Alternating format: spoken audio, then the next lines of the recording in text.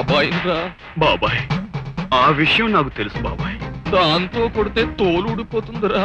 దీంతో మీరు నా తోలు ఎన్నిసార్లు ఊడగొట్టారు, మరి ఆ రుణం నేను తీర్చుకోవాలిగా. బాలు, బాబాయ్, ఇదొక్కసారి పట్టుకో. ఎందుకు? నేను చెప్తాగా. నన్ను ఆశీర్వదించండి బాబాయ్. ఇటివు బాబాయ్. నేనివ్వను. ఇచ్చేయి బాబాయ్.